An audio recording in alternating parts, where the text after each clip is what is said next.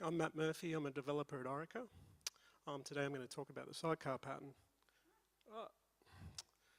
So the sidecar pattern. So what is a sidecar? It's simply a helper application you deploy alongside your regular application. It's a separate process, but containers make it very easy but aren't a requirement. So two processes on the one host or two containers in the one Kubernetes pod, something like that. Netflix does it, so it must be great. So Netflix has a lot of engineering in the JVM for their microservices stuff, libraries like Hystrix for fault tolerance, a lot of engineering hours. It was working great. They had some guys come along wanting to do Node.js.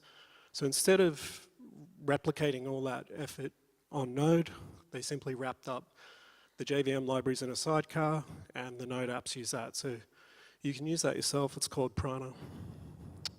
Service meshes are the latest buzzword, so I thought I'd put that in there. But they're often underpinned by the sidecar pattern. So Istio is a popular mesh. It uses Envoy as a sidecar. So your application participates in the mesh. All communication goes through Envoy. All comms with the control plane. Envoy handles that. Your application doesn't really need to know too much. Cool, but they're also pretty complicated. So what if you're not Netflix? You've got a handful of applications. Is this pattern still useful? Well, do you have pain when rolling updates for cross-cutting concerns? Multiple languages or even multiple framework versions for the same language? Strict compliance requirements or limitations in your current stack? Then probably yes. Security is a great use case. So things like TLS termination, doing auth consistently, you can palm that off to a sidecar container. So terminating your TLS, validating JWT tokens, any of those sort of cross-cutting security concerns. Another advantage is you can have your dev team focus on the application, have your DevSecOps team look after your sidecar. Configuration's another great use case. So having your application not needing to be aware of where it's hosted. Perhaps you're in Amazon, Azure, on-prem. You might need to pull config from various locations. You can abstract that out, hide it in a sidecar.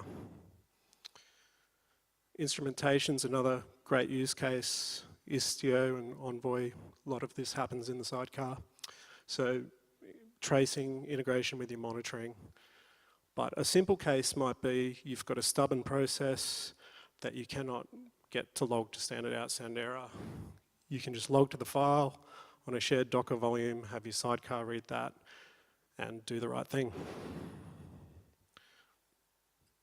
A more concrete example is having Nginx for TLS termination. So if you've got high compliance requirements, you need TLS everywhere, getting that right and consistent across multiple tech stacks can be quite time-consuming and painful, and keeping it up to date. So you can see from that Nginx config snippet there, it's quite a lot of complicated security stuff that you don't want everyone to worry about. So you get it right once, keep it under control, and deploy it across everywhere. In this scenario, Nginx is the primary app, and it's using a sidecar. So some things might have a deficiency, right? So Nginx is pretty horrible at caching DNS on startup, depending on your config. A way to get around this is to use a sidecar like DNS mask to resolve those things and honor your cloud TTLs. So if you're pointing to a load balancer or something like that, the IPs change all the time. Managing change. So if you've got to roll out changes across cross-cutting things, maybe you've got JWTs and you've got to update all the libraries across 15 apps. Without a sidecar, you're in dependency hell, building all those applications. With a sidecar, you can just update the sidecar, roll that out across your infrastructure using whatever DevOps stuff you choose. There are some downsides. So you've got a bigger footprint, 2 or more things instead of 1. Sometimes you can introduce latency.